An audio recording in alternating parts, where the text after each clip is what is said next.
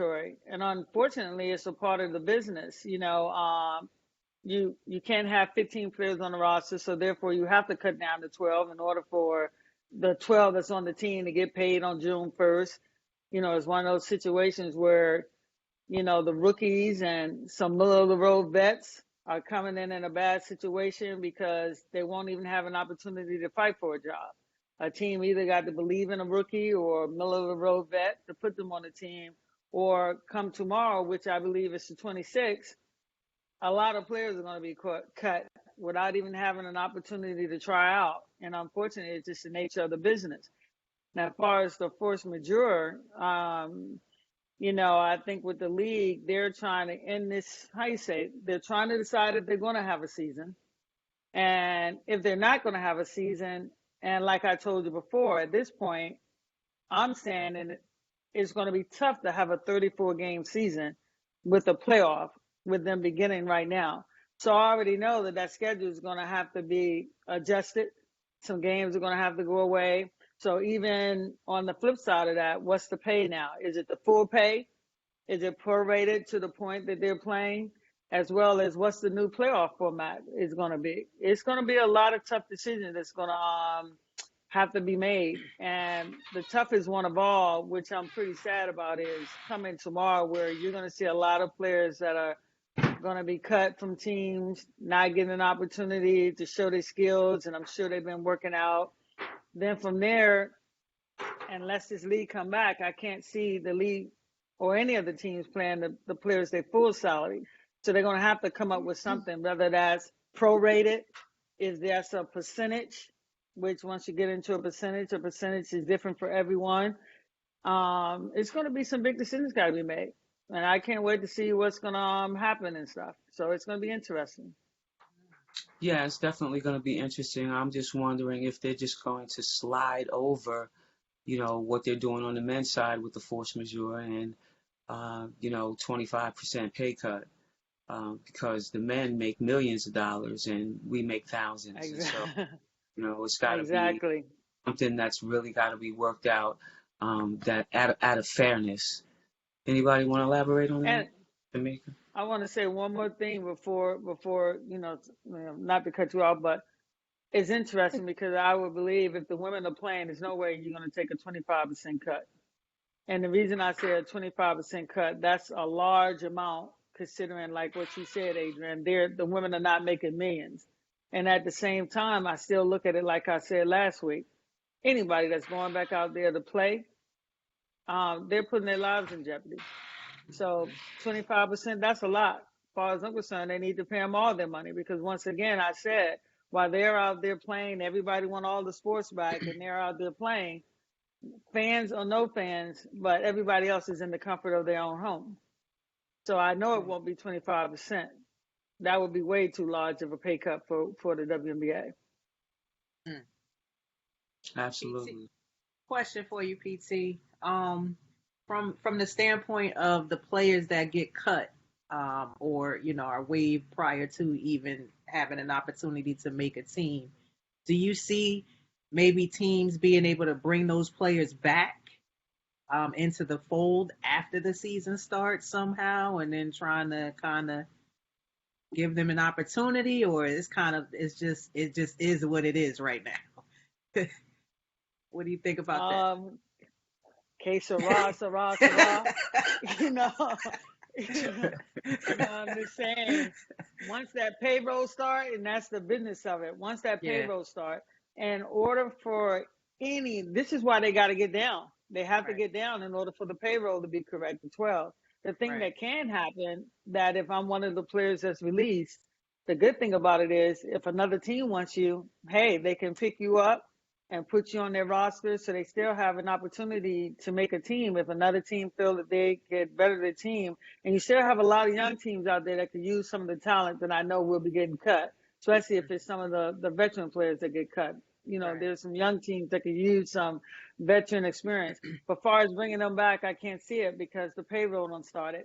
And if you were going to bring them back, then you should have just left them on the payroll, let them roll until you figured out what the season was, and have a training camp where they would get paid because they were looking forward to it, then cut. But to bring them back, I think once the WNBA decide they're going to play and it kicks off, it ain't no going back to what would have been. Those rosters are going to be set. They were going to training camp. That's another opportunity for the league to prepare for if they do go to one location, what's the count? It's not a number that's, oh, it might be this, be that. They will have a definite number as far as, players and coaches and stuff like that. Unfortunately, once tomorrow comes, it's que sera, sera. And if another team wants you, you're going to get an opportunity. And I do believe that some of the players that get released will find a new home on other teams. Mm. Mm.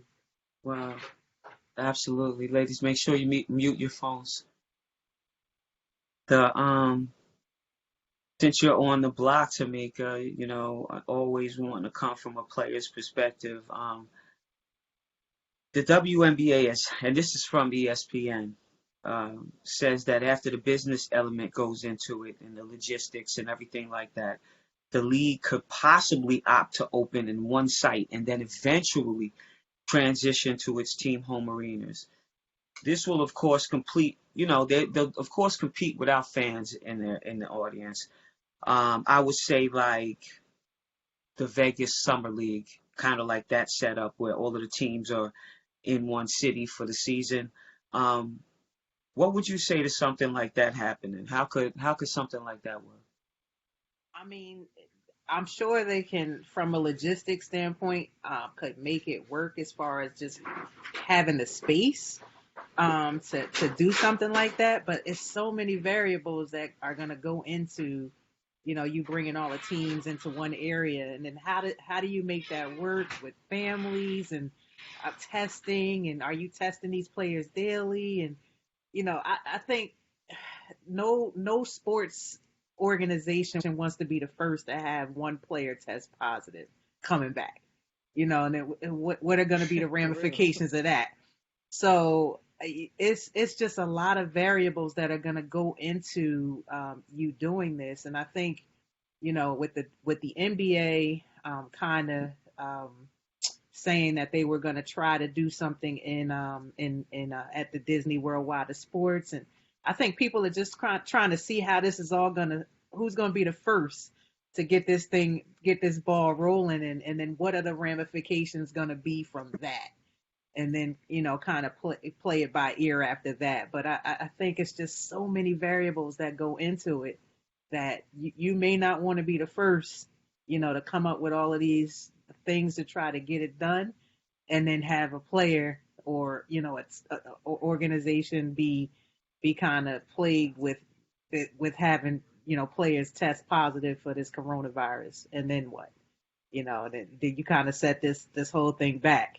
So it's going to be interesting to see how they start this. I know everybody's dying for sports to come back on, but at the least you got to look at the players, and is it safe for the players to be out there playing? I know we elaborated a little bit on the sweat factor, the contact sport, and what are the ramifications of that, we don't even know.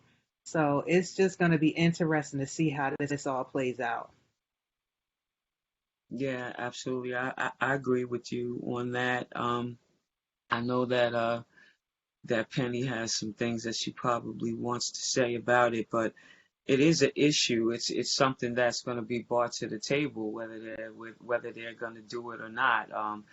And just like as far as the draft was concerned, the WNBA went in head first with the virtual draft, and it was a success. Do they think that they can have the same success with this pandemic, Penny? Well, it's two different things, because when you're doing a virtual draft, which I was happy because everybody had to watch it since they're in their house, but it's two different things, because when you do a virtual draft, people are in their house, like what me said, and this is what I haven't heard anybody talk about. Say one player gets COVID-19, right? So just like what happened when the NBA, when the player got it, then they had to test all the other teams. What happens to the schedule when whatever player has it on the team that played against the other team that needs to go into 14-day or 3 weeks hibernation? So do those teams not play during the time that they have to be down? How do the other teams come in and play? And if they're all in, do they all go down since they're all in one area and nobody knows for 14 days? So there's so much, it's a difference. I'm in my house and being drafted, there's no one around. But if I have Right. COVID-19, one player gets it, you have to test all the other teams. And then Yes. like you said, what's the quarantine time? 14 days, right? So in 14 days, does it go away? Does the whole league go away again for 14 days? You can't just have two teams out because I'm sure those other two teams will have to be playing other teams. So how do you make up the schedule in that? It's a lot to take in. And to be honest with you, is what I said last week. As far as I'm concerned, they need to take it on the chin, pay the ladies because it's not their fault with this pandemic, and show that they still believe in women and they're invested in women and we have a right to be here in sports. It's nowhere near the money for the NBA because I mean, how can you? There's no way, I don't care what anybody say, that you can control that environment. You can't even control a kindergarten class, let alone an environment where people are going to be competing. And like I say, you're always going to have a deputy dog that's sneaking out. Even if, let's say, the player isn't sneaking out, is their family sneaking out, bringing it back to them? And we still don't know, okay, really, how can you catch it? We know some of the elements, but is that the only way you can catch it? Because I'm hearing the debate now and I watch it on TV. I don't watch so much of it because it can get depressing. Some people think it's harmful to even wear the mask. Some people don't want to wear the mask because they say you breathing it back into yourself. And then there's others say, oh, wear the mask. And in the beginning, it wasn't a mask. You can go out, just be distance. Now you have to wear a mask. And this is what I'm saying. There's so many loose elements about what and how you can really catch this that I still think there's a lot unknown. And to be honest with you, I wouldn't be putting any players at risk right now because I wouldn't want to be responsible for that one player that catches it. I mean, look in New York, Patrick Ewing has it now. Yeah, I was You know, reading that the other day, and I was like, whoa, and I was gonna bring I that. wouldn't want that responsibility personally. I Yeah, wouldn't I was want the that. responsibility if someone died for me to tell their family, hey, Yes. I'm sorry, but you died because you wanted to play a game. It's a game. I don't think game life. No, I choose life. 24/7, 7 days a week. I choose life. And you keep the marketing going. You keep the social media, which a lot of teams are doing an excellent job at social media. People understand. And hey, when we can come back and there's a vaccine, or we can come back with a really ironclad proof, something that if there's a vaccine, somebody gets sick, you could give it to them. Then you come back and everybody come back and support the sport. But basketball, a game, life, no, I choose life. Yes. Yeah, absolutely. And it goes when you're talking about sponsorships and the things that they're doing on social media, they are doing a great job. I definitely see the Mystics out there really pumping a lot of stuff. And I follow a lot of different teams. Um, um, the Sparks, they pump out some good info too. Not just because Oh, that's not Mark. just sitting on That's the phone. You guys, your Instagram page, your Instagram page is tight. I'm not even mad at it. The people that are behind this, uh kudos I to gotta them. give I gotta give Zofia and Matt a shout out from the Sparks because even I mean they be doing their thing. They creative as all get out, and I'm telling you, I love them guys. They be doing great work, and they still doing great work, and I'm always proud of them. Yeah, and people don't give enough credit to, the creative department and the content that they put out and how they, navigate through each social media platform, and over on Twitter to Facebook to Instagram to WhatsApp is even trying to come up now because they have video conferencing that they're trying to push now as well. And so a lot of people don't even know that, those platforms are still Facebook. Facebook, they have Instagram and WhatsApp for, just for some people out there that don't know, I'll give you some knowledge. But I tell you what, it's important right now, and this prompts me to Tara. The NBA Players Union just signed a global partnership with a company called Famer, and it's a mobile sports coaching and mentoring platform that will enable athletes and their trainers to share custom training videos, which I think this is hot with kids, and then they split the revenue. And so over on the Players Association side, they're starting to be proactive in helping, but this isn't for everybody. There's only a few people that it's helping. That's why they need so many more programs out there, because when you put these programs out there, it's only gonna affect probably like 10 to 20 players, and there's a lot of players in the league, in both leagues, so you got to have a multitude of programs out there.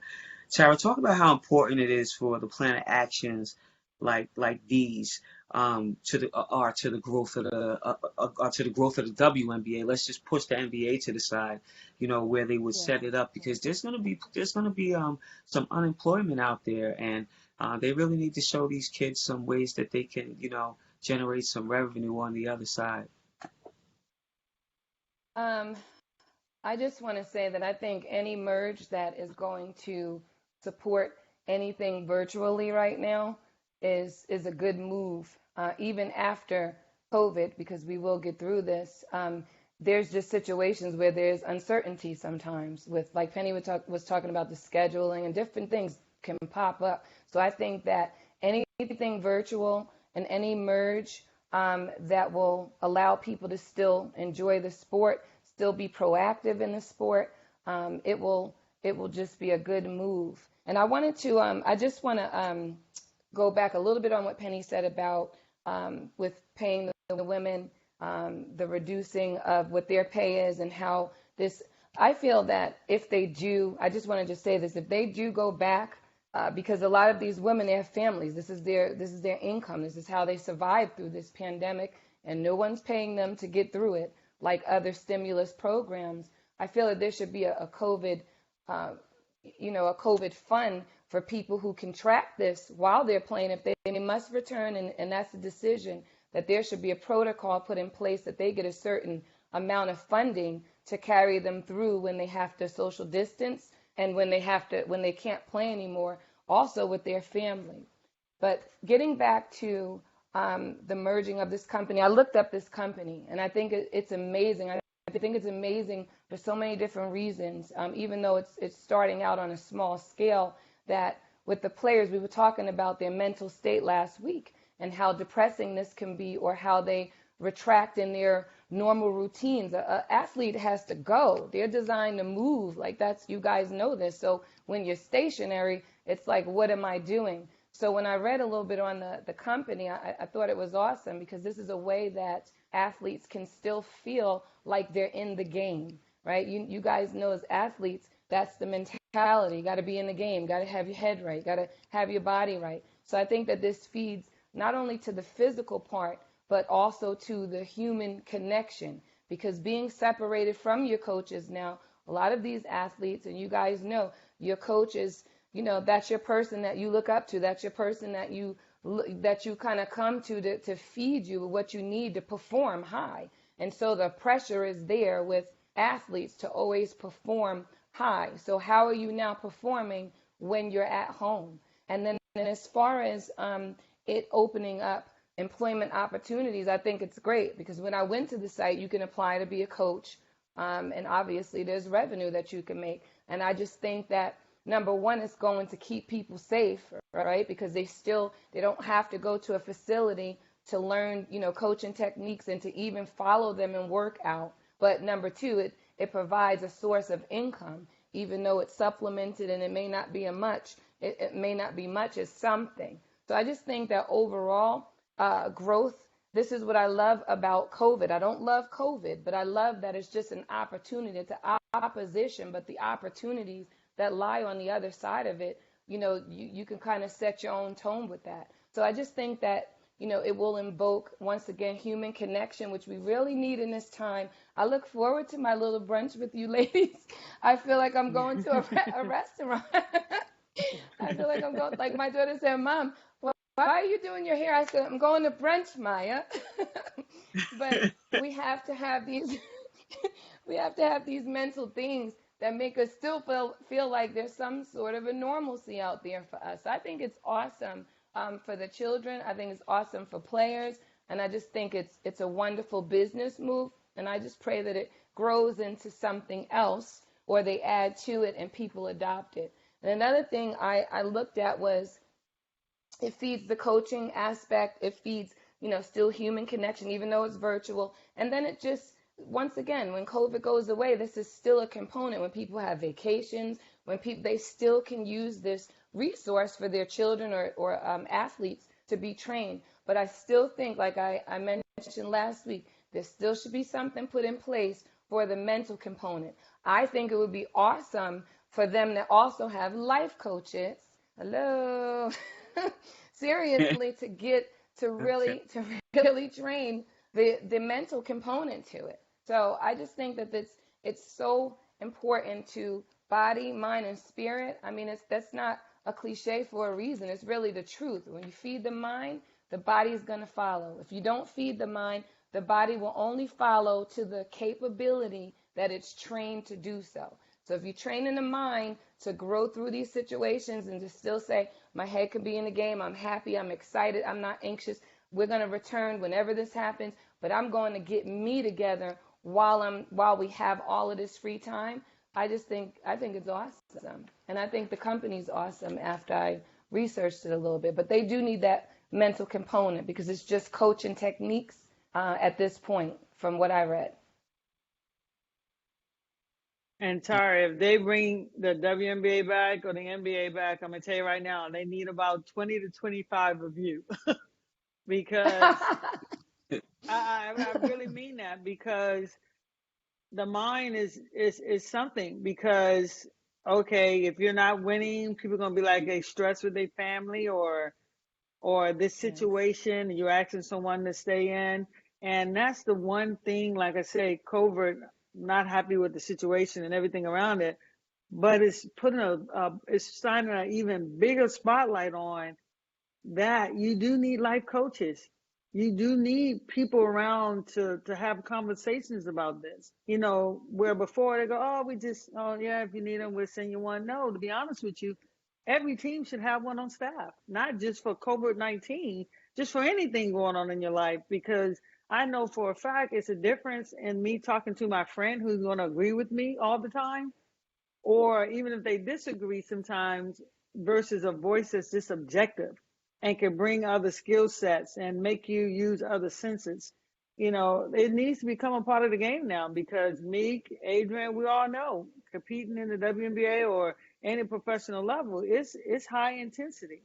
A lot of crap goes on, between the crap, the intensity, the preparation, and all the politics. Oh no, you want a player to have someone that they don't have to seek out, that's there if they want to see them, not telling the team what you're talking about, but they're there, they're present, and I think every team should have one, and they should just put a bigger spotlight on it, whether it's COVID or not. Yeah. Yeah, absolutely. And right now is a better time than any, because there's not a whole lot of noise. There's not the basketball bouncing. It's not the pressure of playing great. It's not the pressure that you put on yourself and the team puts on you. It's a great time to sit down with a mentor, to sit down with a behavioral specialist and talk about some of the stresses. And you get to know that person so that when the season does start, you'll have a strong foundation built with that person. To know how you can, help them through the times. And, I feel for a lot of the girls come Tuesday. What's today? Yeah, Monday, Tuesday. Tomorrow. Yeah. Yeah, Tuesday Yeah, at whatever the timetable is. Yeah, but to those girls, I just say, there's been disappointments all across the board. I know that each and every one of us could raise our hand and say that we got cut from something. I remember USA Basketball, the toughest platform to play on, putting so much pressure on myself and not making it, and then going home, and then they ended up calling me back. You just never know what happens in between, so you stay ready so you don't have to get ready. We've said that I don't know how many times. And so to those people, that are going to deal with that, you just have to keep grinding, because we've all faced something as basketball players where it didn't go our way, and we didn't get to play right away, or we didn't get to play on that team that was going to compete for the country or what have you. And so, just keep plugging. That's all I can say. Is there anything you could say to any of them, Tameka? I think I was just sitting here listening to Tara and listening to PT.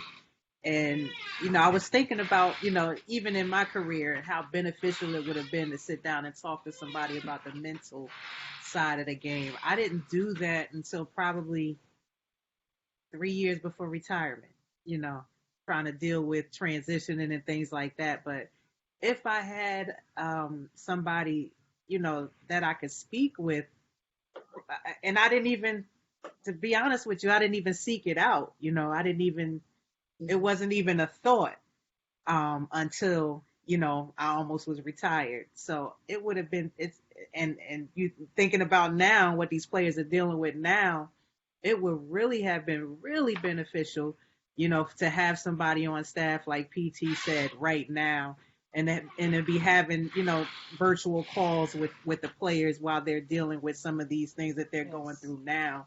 It's a lot of stresses. You don't know if you're playing, you don't know if you're getting paid, you're trying to stay ready. It's just it's a lot that's going on, and to be able to have somebody to bounce those things off would have been so beneficial now. So I completely agree that, if you could have somebody, a mental advocate in your corner, somebody that you could speak with, and a professional one, not just your friends and family, like PT said, it would definitely help you in these times and moving forward. It definitely should be something that they implement from the league standpoint. Yeah. I totally agree with you, Meek. And you look at what's about to happen here. There's so many layers, and obviously, I'm thinking as a GM, what I was for 20 years. There's so many layers that are about to happen right now that you need that person there for them to speak with. And what I mean by that, imagine getting cut, not even getting the opportunity to show your skills, right? Then the next phase is when they get cut tomorrow, there are a lot of kids and some of the middle of the road vets don't know that your insurance is going to run out at the end of June. What are the steps to get you back with insurance, right? What are the steps for those players that got cut going to unemployment? And I feel that the league, the players union, the league, both, if not definitely the players union, has an obligation to not let them, when they get cut, they're on their own. There should be some protocol, some paperwork, because a lot of college players, they're not going to know how to fill out, how do I apply for unemployment? What box do I check to make sure they get it right? Because I've spoken to people that they did one wrong thing and all of a sudden it's taking 2 more months before they even get a unemployment check. You know what I'm saying? They have a right. They need to have a package. If this happened and you need help filling it out, there should be someone there for them to call, because the insurance is going to run out. Okay, what do they do about insurance now? Do they not have insurance? This is going to be devastating to some people, and this is why I say they have an obligation. They need to be there and show up for these players, even after they get cut, even after June, all the way to the end of July, until they can get some health insurance, till they get their unemployment. How do they fill it out? What's the next steps? Stay involved, be connected, because, just like this pandemic, nobody asked for it. And they really had nothing to do with this. It's a situation that all of us are in. And it's just it's so many more layers than, hey, just I'm cut tomorrow and that's the end, Yeah. And as you know it as of right now, are there any programs that are currently in place, crossover programs right now, that some of the kids that got drafted can go into. Like I can't even think of any off of the top of my head. I know that there's programs as far as the Retired Players Association is concerned, but there's no programs that I know that are currently in place because they need something in a hurry. And whatever happened to those internship programs that they had when the league first started, when we first started playing? If anybody remembers that, when Pamela Wheeler was the head of the players union, and she had put in place the internships with the different companies, the different sponsors that were in the league. You could do internships with them, and then if it panned out, they hired you. You guys remember that? Yeah, and there's still some programs now in place like that. I know Carol Braxton went into Nike last year, and I believe, don't quote me on it, but I believe that actually came about via the WNBA. Those things are in place, but the reality of it is right now everything's shut down. Everybody's trying to figure out what a new normal is going to be. So I'm sure probably in the near the close future, a lot of that stuff's going to go away until they even figure out what's going to be the structure to even bring the regular employees back, in those companies. I believe, to be honest with you, yeah, you have the NBA, the Retirement Association, but once again, that's the NBA. So a lot of the stuff, a lot of the NBA people know about it. The WNBA, we're what? It's 23 years now, and going into its 24th.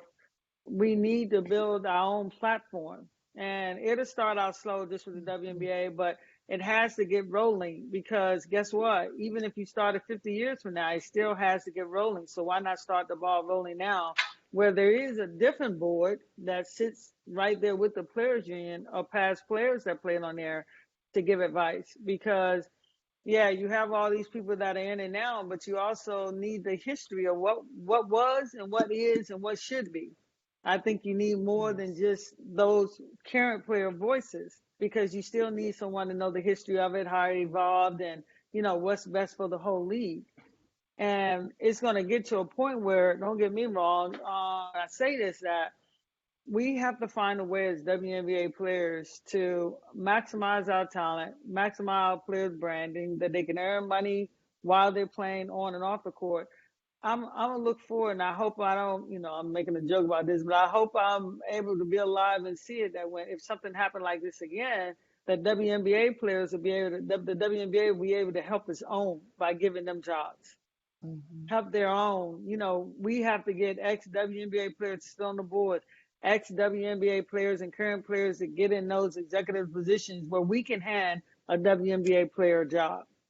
We have to get there, and we have to start right now. That we have to start not always looking for a handout, but a way to create our own opportunities off the floor as well, and not just relying on we'll go and get a job with the men's league or the NBA and filter in there. That's great. That's awesome. We need that because we need diversity there, but we also need our own programs that's going to put us out there, so that even if we're just moving up the ranks now, in 10 years, that next little girl, that guess what? She ain't going to have to look far, because that executive vice president or that CEO or that chief financial officer was a WNBA player. That's going to be like, oh my God, let me give her a job right now. We have to start doing that. We have to start putting our vets in the pipeline to be able to do that. Absolutely, and there's definitely enough bachelor degrees and master's degrees out there for it to happen. We don't leave school early to go play professional basketball. We graduate and we get our degrees, and so there's definitely a lot of qualified women out there to make that happen. The one program that you mentioned, Penny, that's just one program, and so you can't jam a whole bunch of people into that one thing. So No, that's not at all. I totally agree with you. the main reason why I agree with the fact that there's some programs that need to be developed, so that in times like these we can help our own. There's something to be said for helping our own. And that just leads me to just going back to, it concerns me because I just keep thinking about it, just the pay with these girls. That article stuck out in my mind in Forbes when it was talking about the force majeure and just that 25% and how it just can't happen. It can't happen. I can't even imagine what they would even think would be fair other than paying them their regular salary, because that's what's fair. Well, I Right. think it's fair if you want me to go out there and put my life on the line, because really that is what it boils down to. And I don't care what the high salary is. Like I said, I believe it's 225 or 250. I guess, I actually could look it up. My life's worth more than that. So whatever I'm paying for, yeah, to be honest with you, I want to be paid the whole salary. Even if you have to take away games or any of that, to be honest with you, if I was a player, I wouldn't care, because the point is I'm still putting my life on the line. It's sort of like, just like this last stimulus package that passed. And I noticed, and not to get too broad, but I want to use it as an example. I noticed that in the package they had, for all the first responders or anyone that was 90 days late on student loans, they were shaving off $10,000. Are you kidding me? And I'm talking about just first responders. As far as I'm concerned, if they had any debt, it all should have been wiped out, because Right. these are people that put their life on the line to treat, thousands? You look at the death count. So they were treating thousands of patients. In New York alone had doctors and nurses in just to handle that situation. So you mean to tell me they put their lives on the line, and the most you can do and the best you can do is shave off $10,000? Give me a break. As far as I'm concerned, every first responder, whatever debt they had when it came to, I'm talking about student loan that's holding probably 90% of America down, it should have been wiped out. And you're not talking everybody. Like I say, if you were 90 days late, they gave them 10,000. So you mean to tell me the first responders got the same amount of discount as someone that was 90 days late? No, these are people that put their lives on the line to try to save as many lives as they can. You mean to tell me, so that little 100,000, maybe some might got 200,000. Once again, it goes back to, what's your life worth? As far as I'm concerned, every Right. first responder, their debt should have been wiped clean. They don't pay their debt to society. What more can you ask for? And this is where I'd be like, what are we talking about here? You know what I'm saying? What are you talking about? I was watching on the news where this lady, I forget what town she lived in, but she hadn't seen her family for 45 days because she went to New York to help out New York. Came back, her kids were so happy to see her, they were crying. She put her life on the line. So if she had died and didn't have kids, oh, that's the best she can do? Wipe out $10,000? Come on, we can do better than that. We need to be better. And that's why I say with the players, if they go on to play, yeah, there's a chance. And people may not think it, but as a GM, I'm always thought, my job, while I'm thinking about the things that we need to do, a good GM is preparing for what can also happen. What are the possibilities here? What can happen? We hope that no one dies, but someone can die. Someone brother, someone sister, someone mother, someone father, uncle can die. So, far as I'm concerned, if they come back and play, I don't care if it's a 15-game schedule. They should be paid all the money, because everybody else is sitting in the comfort of their home, safe and sound, and social distancing. It doesn't make sense to me. They should be paid all the money. It shouldn't be a prorate. That's just how I feel about it. And if I was still a GM, that's what I would be advocating. I'm not the owner, so the owner could decide. But if he asks my opinion, I would be like, hey, if we play, we pay him the whole money. If we don't play, you can pay them the whole money. That's just how I look at it. Yeah, absolutely. In a league that can pay them all of their money, I agree with them. Getting their full salary, hazard pay, if they decided that they were going to try to pull off something as well, because we just can't afford to take a pay cut, period. Right. It's just that we just don't make enough money. And so that's Not at all. That's just a whole different story. But, to sum it all up, in all honesty, Penny, let's say you're you're GMing, and you know all of this is getting ready to happen, and tomorrow's coming, and you know that you gotta let go of some players. You're gonna have to make some really, really tough decisions. Maybe something that you can put out there for a general manager right now that may be stressing about how to handle this situation right now. Yeah, I think all GMs, and you have some really good GMs out there and some veteran GMs and some new GMs, when you sit in a GM seat, there's some things you just got to do and you got to do. Make the best decision for if it was me, I'm going to make the best decision for my team. And let's just take the Sparks. If I was still there, I'm rolling with my vets. I might have room for one rookie with the way it is, but to be honest with you, looking at their roster, they're not going to be able to keep any of them unless they cut one of the vets. So the vets should be worried. In order to keep the rookies they have to cut a vet because I know what the salary cap there because I was just there. Now, what I would be doing though is I would make sure my human resource department that I want you to go above and beyond to make sure that if the league isn't doing it, that they know what COBRA is when the insurance is going to find out. But don't just tell them, hey, you got 30 days and your insurance is up, you can apply for COBRA. No, usually the amount of players that's getting cut from a team is somewhere going to be between 1 and 3 or maybe 4. No, I want my HR person to get on the phone and walk them through it if the league is not going to provide it. My speech when I'm cutting them is, hey, unfortunately, this is what we're doing. But in no means saying that you don't belong in the league.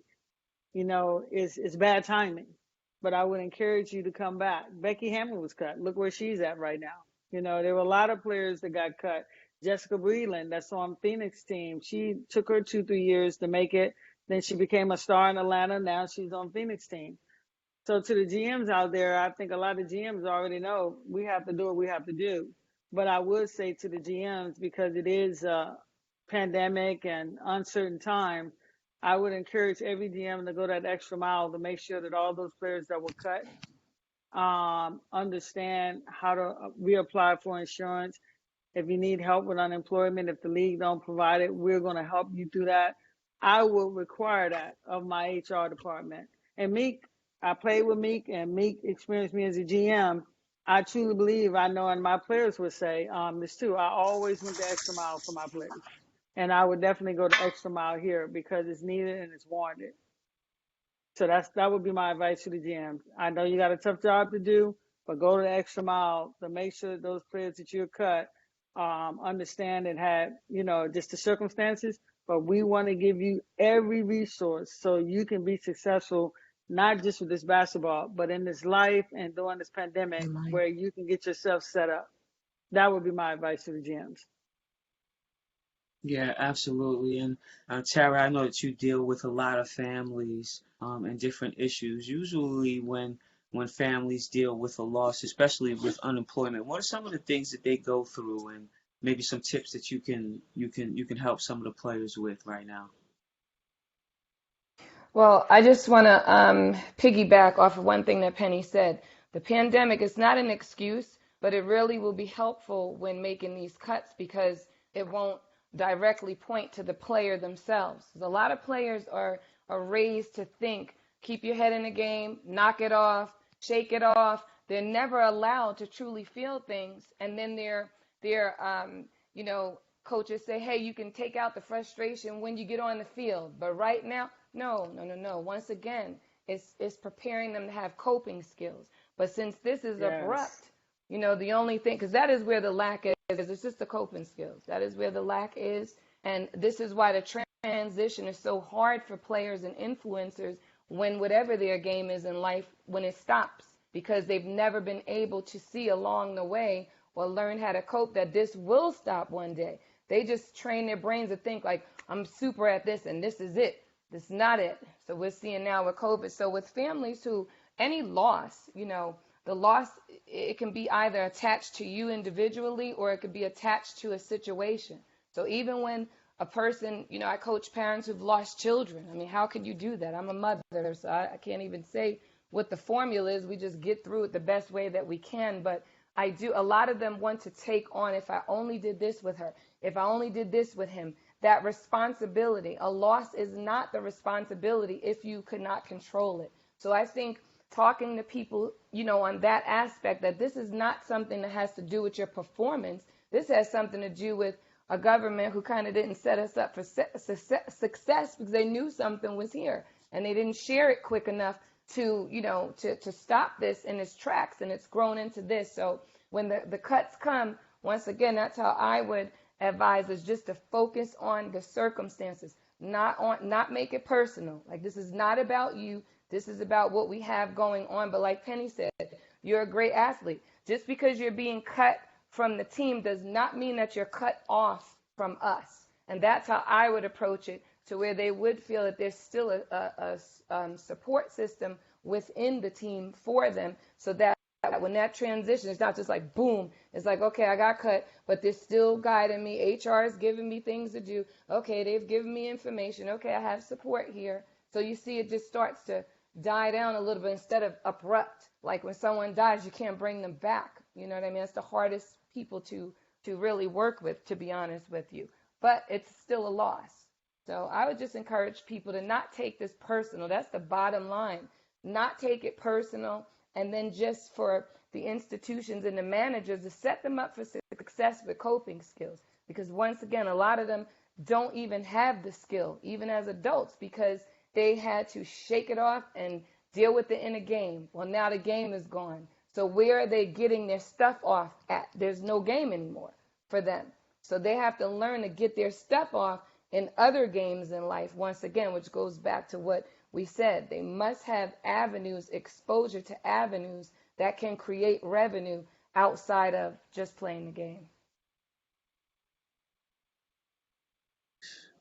I agree with you. I definitely do on that. When you have any closing thoughts, Tameka? And I would just piggyback off what PT and Tara said. This is probably the best time for the incoming rookies to kind of start thinking about a plan B. Of course, you don't want to think about that because you're just kind of starting your professional career. But we talk about this all the time. You gotta kind of think about that, and this what better way or what better time than now to think about a plan B, because basketball, as we know, could be taken from us at any given moment. This is a pandemic. It could have been an injury. It could have been anything that could kind of catapult you into the next stages of your life. And so what better way and what better opportunity than now to start thinking about what you want to do or what you want to pursue after basketball, not knowing how long your career is going to last. And what better way than to wrap it up on that? I tell you, ladies, it's always a pleasure with you guys on here. We could go on and on and on and stay on the call for hours. But I want to wish you guys a great week ahead, everybody. Godspeed, and keep looking out for me on the trails when I'm doing hills and push-ups. I'm waiting for y'all to come in with me on the hills and the push-ups. Tara, I'm going to download that app as soon as I get a moment. Okay, now. And so this way I can do the walk app with you. What is it? It's 2,000 steps. I don't know what the name is. I sent the link to you. All I know is that it's lonely in there. So I invite everyone to come join me because I'm lonely in the app. Well, I know those 10,000 steps, that's 4 miles, because that is what I walk in the morning. I walk 4 miles. So I know when you say 10,000, that's like 4 miles, just FYI. I want to say one thing before we get off, because I really enjoy our talks and everything. You know what would be amazing, and I know it's next week or one of these weeks, it would be awesome if Tara could really, if we are talking about this conversation next week or any form of it, if Tara could bring her full set of skills and give some people some action steps Thank you. because we can talk Okay. about the ball all day. We can talk about the mental, but Absolutely. it would be awesome because she is a life coach. She deal with a lot of things because a lot of these players, trust me, the fallout is going to be tough. And it would be nice if, Tara, next week, if we talk about this, you could bring some Absolutely. real action steps that Okay, people I can take will. now that can help these people. Because, I mean, everybody don't have the resources to pay for you. Right. And here That's you can true. give so much knowledge, and it would be amazing if we could share that with some people. It would be awesome. Thank you, Penny. It would be my pleasure because I love to do this just from my heart. It's not all about money. This is my passion. I'm a breakthrough coach. So this is my passion. I love to see people render breakthrough. So I would love to. And I'm gonna eat it all up, and I'm gonna get on the phone, call everybody. Hey, this is what girl Tara said, dude. This, and that. So that would be awesome. Thank you. I That sure is will. big. So we'll put it up to that. We'll toast All to that. right. Yes, we will. I All don't right, have to much the, left, but to the to the action plan, ladies. To the action plan. Yes, Okay, to the awesome. action plan. All right. All I right. So I everybody, can't drink a lot of this. we just I have fine Well, I with have mine's a notes to virgin, do. so I can drink it all.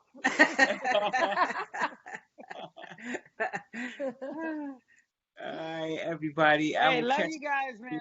All right, love you too. See you. Love you Listen, too, guys. I haven't been flooded with anybody's email, Twitter, Instagram. I'm just saying, I don't have it. I don't have all of those Oh, handles that I was supposed to get last week. I got Virginia. you. Okay, I I'll don't send have you Mika's. mine. Penny and I are connected. Yeah, I Okay, don't I'm have so connected Mika. to me on everybody Instagram. send I me don't your have Yeah. stuff. Twitter. Send me your Yeah. stuff, Okay. and then I will send. I will email it out to everybody's information, so that this way you have everybody's handle. So this way we really can start, Support um, each other. you know, supporting each other. Yes. Yeah, That would be absolutely. awesome. You know what I'm saying? All Yep. right. All Yeah. right. Enjoy your All Memorial Cool right. Day, beans from everybody. California. You Peace guys and too. California. All right. What they saying out there in South Dakota? No. We still on what up though out here. We still on what up though. I think we have howdy. We have howdy. Howdy. Oh Howdy, yeah, y'all. I forgot about that. I forgot you get ready to go get that cowboy. Excuse Yes, me, I that am. outfit. Oh my God, you guys are Listen, too we'll be funny. having no plan of action with a cowgirl hat on next week. Yes. Oh, I might wear it just for the heck of it. You know what? I can't. I really can't with that. All right, ladies. I love you. Happy Folks. Memorial. Okay, All love right. you Same too. to Yes. everybody. Yes. You Take guys care. as well. This weekend too. So I'm gonna be biting a Okay. burger next Sunday. So just get used to the ketchup on my lip. Hey, listen, we might not be able to go out do the Memorial Day parade, True. but I can barbecue in the backyard. I could put my music on in the Yes. backyard. I could blast it. It's true. Well, y'all gonna be watching me eating some bacon toast and grits then, because this morning out here, I'm like, I ain't mad at the bacon toast and grits though. I ain't never mad at that. I know you from Maryland, I so gonna be, Right. you know about them yeah, I gonna grits. be, well, DC, because the DC people always get on the Maryland people. Y'all Maryland, we DC. But I yeah, know, Yes. right? so I know. Y'all are like, and then don't even throw Virginia in it. You know, you don't have no, no I have a friend conversation out here, with it, none unless you whatsoever. none whatsoever. Keep bridge. That's all you can say. And my friend, I was going from DC. I go, girl, you from Baltimore, big difference, huge difference. DC, Baltimore, big difference. Everything is so you go from one place to the next. Baltimore got its own flow. DC got its own flow. Maryland got its own flow. And then here comes Virginia. Off to the side, like y'all gonna Yeah, come over here. I'm gonna come over here sooner or later. yeah. But Well, enjoy, you guys. Y'all have a good All right. day See you, and a good ladies. week. Okay. All You Yes, right. too. Bye, you definitely guys. too. Peace. Bye, guys.